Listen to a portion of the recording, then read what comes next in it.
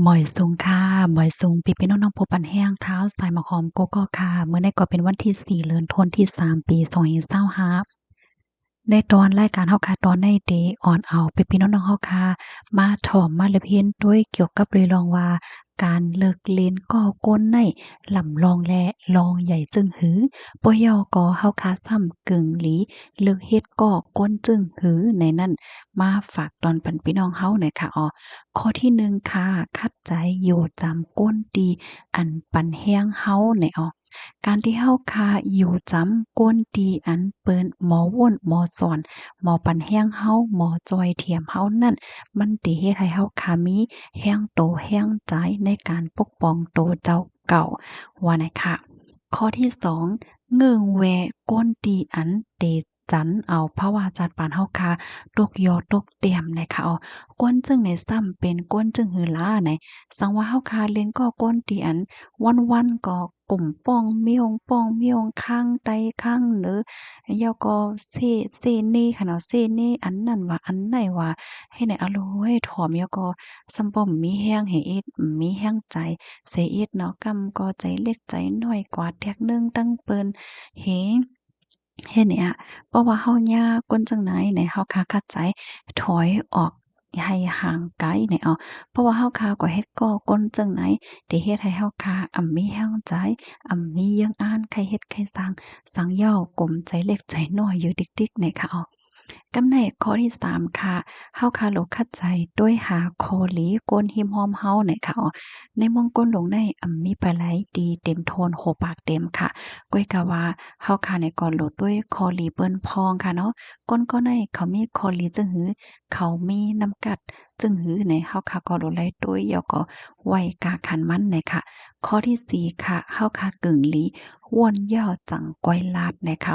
ลงลาดในลำลองเต้ๆมันมีเอ็นแห้งเต้ๆเนี่ยค่ะมื้อหนังเฮาคาเป็นก้นหนุ่มเส้นหุนไหมในเคียนหนายาวค่ะลองลาดลองจาในค่ะนะ เพราะว่าเฮาคะม่วนเฮแลลัดกว่าเพราะว่าไหนถึงเพราะว่าเฮาคะลัดผิดลัดเปิงข้อความที่เฮาคะลัดนั่นมันกว่าจกแดงใจมาโคใจเปิ้นเพราะว่าไหนจึงมันสิเฮ็ดให้เตื้อเคิกหลายปาหลายฝ่ายนั่นขนาดเนาะก้นถ่อมมันก็เดะจังตื้อเคิกปะยอก็เดะตื้อเคิกป้าตัวเจ้าเก่าย้อนเพราะว่าก้นหนุ่มแห้งแล้วว่าก้นหนุ่มได้โหลไลตื้อสติล่ะเพราะว่าไหนจึง มันมีหลายๆรองอันที่เฮาคายังเตละเฮ็ดเที่ยงกว่ามื้อหน้าจ่องแม่นค่ะเฮาคาได้ไล่คัดใจตอนตาโตเก่าตอนตาอนาคตมื้อหน้าแกว้มกายังเตจังเป็นตีปึงตีอิงปันตอนตากนเซียนกนเซียนใหญ่พ่อแม่พี่น้องพ่อเฒ่าแม่เฒ่าและคนตรงมุงหางเสื้อในตั้งนำจ่องแม่นค่ะก็เพิ่นนั้นแหละเมื่อเฮาเตลาดเตหังนั้นเฮาโหลดไลม่วนให้เฮาแลจังแกวลาดนะคะ กำไรข้อที่5ค่ะเนาะเฮาคาโหลไหลปันตื้อตั้งโตเจ้าเก่าค่ะมังป้อมังไหลในลองเฮ็ดสังเฮาค่ะนั่นอันผิดอันเปิงมันก็จางมีค่ะบางก็ในเพราะว่ายามเฮ็ดผิดตัวอย่างเปิงแต๊กมันค่ะเนาะร้องเพลงความร้องปอกหนึ่งอำลีเนาะเสียงอำลีมาร้องในเฮ็ดแลถ้าเราเฮ็ดไอ้มันก็แค่เป็นจังนั้นใจค่ะก้อยกะว่าการปันตื้อตั้งโตเจ้ากับอันว่าได้ปอกที่1เฮ็ดเป็นก็โหลไหลมีเฮ็ดแทงปอกที่2 ปอกที่2ไปเข้มก็ลงฝึกแทงปอกที่3เข้าโหลไหลเป็นก้นจังนั้นน่ะค่ะข้อที่6ค่ะโหลไหลหมอปล่อยวางขว้างปันน่ะค่ะก้นเฮาคาในเฮาคาโหลไหลฮักตัวเก่าอย่าก็โหลไหลหมอปล่อยวางมังเจอมังปอกมังเจอมังลองพองน่ะค่ะเนาะบางปอกในบางก็ในจะลำไผว่ามั่วจะลำพี่น้องค่ะต้องย้ำยินจะลำก้นๆได้น่ะจังก้นๆได้น่ะตั้งโจตั้งจาเต็มอันลาดต่อมัน ตึงจูตึงจาเต็มปล่อยว่างปันไล่เห็นได้ต้องย้ำยินค่ะมีอคติไว้ในใจนั่นขนาดเนาะเพราะว่าเฮาคาจ้างไผหึงๆเฮามีอคติไว้ในใจเนี่ยจึงมันติเฮ็ดให้ใจตัวเจ้าเก่านั้นยาวค่ะเป็นทุกข์ค่ะนะกำนั้นแหละกาก่อนป่นมาเฮาขายามพิษมอดังไผเฮายามจะลำไผเฮายามเกียกไผเนี่ย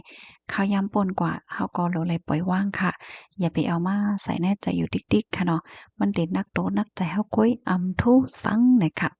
กำไรข้อที่7ค่ะเฮาคาจอยเทียมเปิ้นโดยที่โหลมุมมองขึ้นลงตอบแต้นน่ะค่ะมังปอมังไลค่ะเนาะมังก็มังก้นพี่น้องค่ะได้หันแม่นค่ะนะ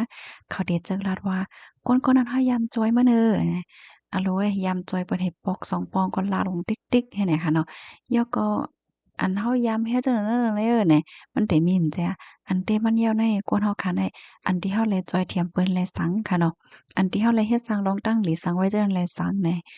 มันโลเลยต้องยาวนี่ค่ะว่าก้อยกะว่าอันที่เปิ้นจอยเฮานั้นยาวค่ะอันเฮาค่ะโลเลยต้องกึมไว้กลุ่มหมุนอันเปิ้นเลยจอยเลยแถมเฮาไว้นี่ค่ะในตรงวงในเพราะว่ามีคนมีไปวนจึงในน้ำๆไหนมันก็ได้เฮ็ดให้ตรงวงเฮาค่ะนั้นอยู่หลีกินหวานมีลองมนต์ลองเซ้อนั่นค่ะน่ะ เพราะว่าเป็นตรงวงที่อีบางป้องบางไลค่ะเนาะจ้อยเทียมเปิ้นไว้นำเอเฮก็กลุ่มลาดกลุ่มหังให้ในลงอยู่ติ๊กๆเนี่ยมันเฮ็ดให้ตรงวงในมันก็บ่เกี่ยวนั่นขนาดจองแม่นค่ะ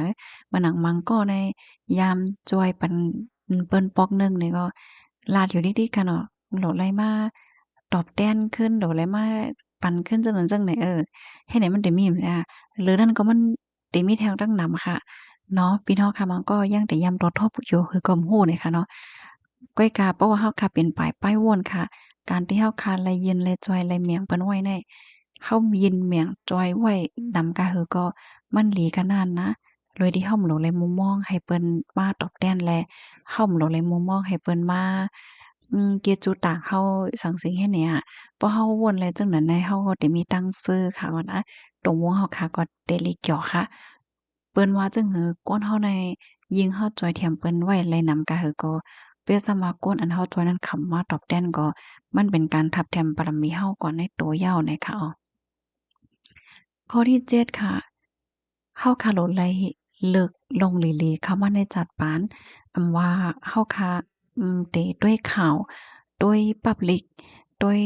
คอนเทนต์รายการใน Social Media จั่งใดเฮาคาโลไลเลิกถ่อมเลิกด้วยอันมันปันแรงใจเฮาอันเฮ็ดให้ป้ายโตป้ายใจป้ายอยู่หลีเฮาแคมเฮาเลยตั้งหูตั้งหันเลยจั่งใดเฮาโลเลยเลิกนี่ค่ะอ้อ ข้อที่เก้าค่ะปกป้องตัวเจ้าก็อยู่ตัดสิการที่เฮาค่ะเฮ็ดรู้ลองใหม่ๆมันสิเฮ็ดให้จัดปานเฮาค่ะกว่าตั้งหน้าย่อก็เฮาค่ะโหลมีเยื่องอันเยื่องหมายไว้ให้เนาะว่าแต่เป็นเยื่องอันเยื่องหมายเล็กๆก็ย่อเนี่ยค่ะอ่านเลโกวันค่ะฝึกหาตัวโทบใหม่ๆอยู่ตัดสิเนี่ยค่ะนะอย่าไปวนว่าเจ้าเก่าเป็นไผเจ้าเก่าเป็นคนจังไหนเจ้าก็หัดวนเยื่องอันจังนั้นอย่าไปว่าค่ะเนาะว่าเฮาค่ะได้เกิดตีไหลเป็นคนคือหางก็ย่อ พอเฮาคัดใจเฮาตึ้งถึงไรดียังอ่านไหนใครให้กูก็มีแรงใจเสแลสืบคัดใจกว่าค่ะนะก้อยกาจึงหนังที่คักให้ปันตั้งแค่ใจพี่น้องค่ะดัสเซค่ะ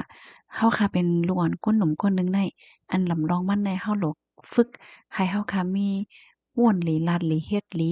หลมีฟิงยามตีนหลีค่ะเนาะเพราะว่าเฮาค่ะม่วนหลีลาดหลีเฮ็ดหลีมีฟิงยามตีนหลีไหนหันอากาศเฮาค่ะมันก็แต่แลกว่าไกลอีกนึงนั่นค่ะนะเนาะ เพราะว่าเฮาค่ะฝึกม่วนถึงบ้าฟิงยามอีหลีในว่าเฮาค่ะได้มีปริญญาตานฮือก็ยออะมันก็ได้เฮ็ดให้เฮาค่ะนั้นเอ่อก้มทิ้งไหลตัวเจ้าก็เขา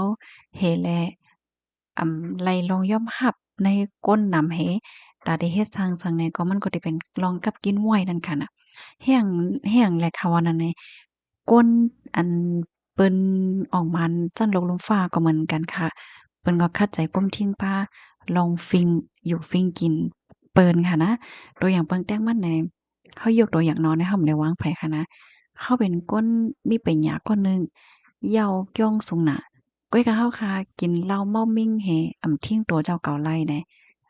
อันนั้นเฮาโต้กำเหลียวค่ะนะเพิ่นฮ้องว่าเครดิตโต้กำเหลียวอะบ่เหมือนหนังว่าเฮาค่ะว่าได้เฮาสอนว่าเฮาเป็นคนมีปัญญาใหญ่หนาแหน่เนาะเฮาสำาข้อยกินเหล้าให้หัดปันคนหนุ่ม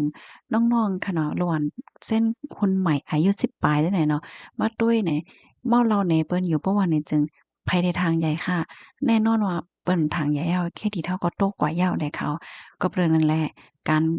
ทิ้งโตในลำลองหน้าเนี่ยค่ะเนาะกับในข้อที่10ค่ะเฮาค่ะรถไหลวนหลีเหย้าจังก้อยแต๊บตัดเปิ้นเนี่ยค่ะบางป้องบางไรในตรงวงเฮาขาวค่ะก็ได้ย้ำยินค่ะเนาะ ก้นหมันก็ก็ที่ว่าเอ๊ะนั้นมันหลีจังไหนมันเฮ็ดหลีจังนั้นจังไหนไหนมันติมีมจ้ะเพราะว่าเฮาค่ะยุ่มเหว่วนก็มันหลีแหน่มันกึ่งหลีเป็นค่ะเนาะเฮาค่ะโลดเลยวนตัวเหก่อนว่าก้นนั้นเขาว่ามันหลีนั่นใจเต้อยู่5นั่นค่ะบางก้อนแน่ก้นก็ที่ว่าเปิ้นหลีนั่นน่ะ ราะเขาเป็นก้นหลีเขาเด็มกว่าว่าหั่งเปิ้นค่ะนะจ่องแม่นก็นั่นแหละก็นั่นเป็นนี้ก็นั่นเป็นในเฮาอย่าไปกึ่งกลางแต๊บตัดค่ะเนาะหรือเอาข้าวยามเหเลเพนเหยาจังก้อยแต๊บตัดค่ะข้อที่11ค่ะปั่นข้าวยามก้นที่เฮาฮักก้นที่ฮักเฮาค่ะเนาะ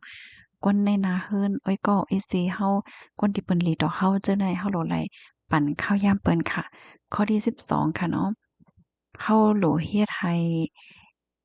เปิ้นมีดังซื้อย้อนเปิ้นเฮาเนี่ยค่ะเนาะอามาที่เป็นลาดต่อเปิ้นลีลียุ่มต่อเปิ้นจ้อยแถมเปิ้นเฮ็ดจั่งใดค่ะ ข้อที่13ค่ะยินโชมเนี่ยค่ะเนาะใกล้ๆรัดความว่ายินโจม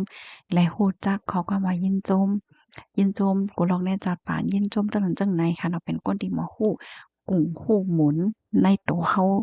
ลองกูลองที่เข้ามาในจัดปานเฮาเนี่ยอ้อมันจั่งเฮาเกิดเป็นคนมาเนี่ยก็เฮาบ่รู้ยินโจมอยู่ค่ะนะยินโจมที่ไรเกิดเป็นคนเนี่ยนะข้อที่14ค่ะฝึกด้วยลมลมฟ้าก่อนในทางดีหลีค่ะเนาะอ้อ เป็น positive thinking ค่ะเนาะมองโลกในแง่บวกและจั่งใดค่ะข้อที่15ค่ะเป็นตัวของตัวเจ้าเก่าเนี่ยค่ะอันใดลำลองได้เดะค่ะนะกวนเฮาค่ะได้เฮาโหลหันกาขันตัวเจ้าเก่าเฮาหันนำกัดตัวเจ้าเก่าเฮาอย่าไปเอาตัวเจ้าเก่าเฮาก็แต่งเรื่องต่างๆก็บ่要ก็อย่าไปเยิงเปิ้นค่ะนะ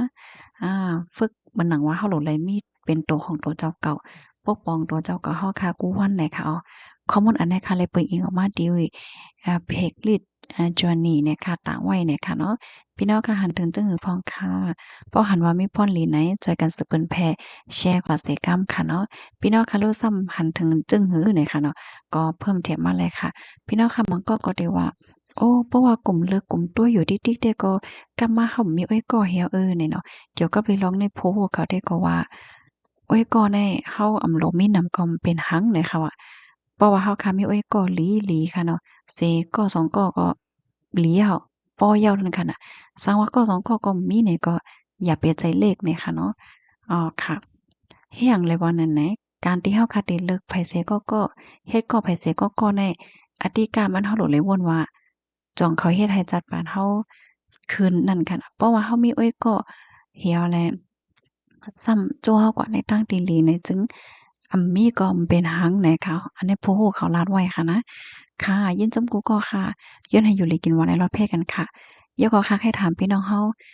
พี่น้องผู้ถมรายการเฮาค่ะรู้จักแม่อ้อยก่อนนำแม่อ้อยก่อนนำไว้มันหลีจังหือเดี๋ยวก็ไข่เช่จังหือไข่ลานนี่อ้อยก็อ้อยสิเฮาค่ะจังหือนี่ก็เตรียมมาเลยค่ะนะเฮาค่ะพี่น้องแลกไลน์กันค่ะเนาะยินจมใหญ่นำค่ะหมอยทรงค่ะ